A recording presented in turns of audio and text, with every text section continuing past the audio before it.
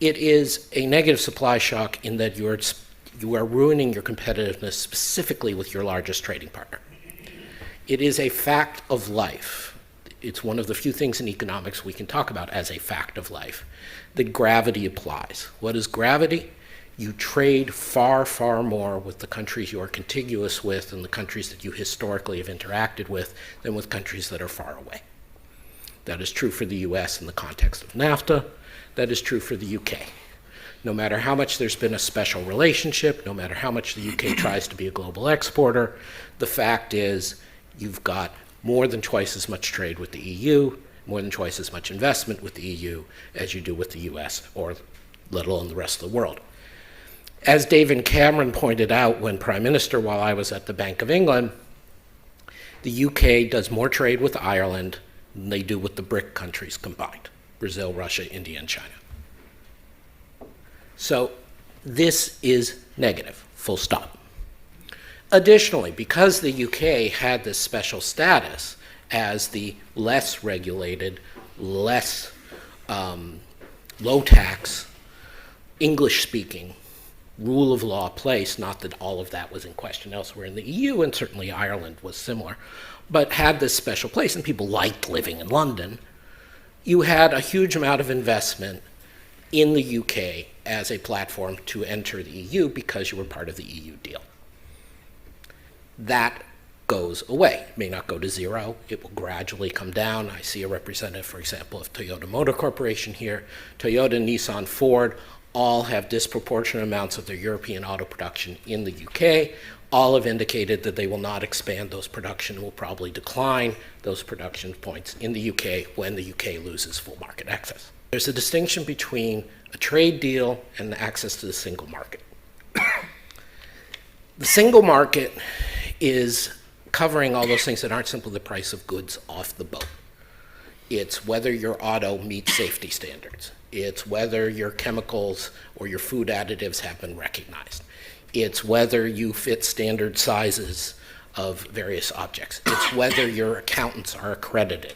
It's whether your university degree is recognized in other countries' universities.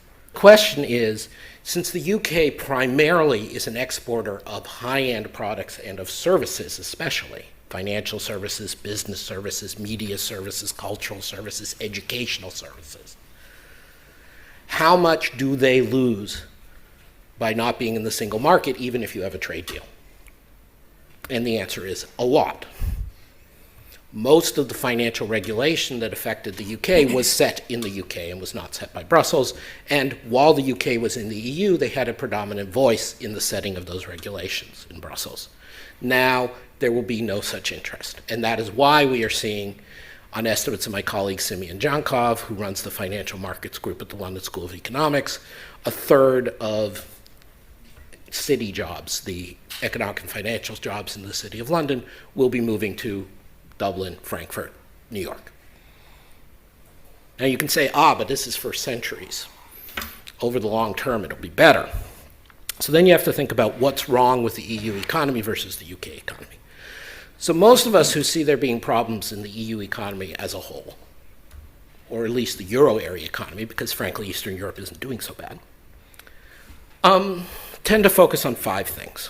We say there's over-regulation of labor markets, there's heavy hand of regulation and other things, there's an excessive welfare state, there's demographic decline, and there's the problems of being associated with the Euro membership.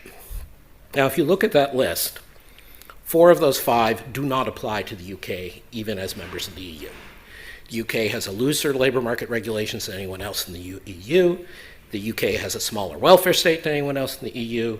The UK was a beneficiary in a demographic sense of people from Poland and France and Portugal and elsewhere and Romania coming and helping balance out the aging of their society.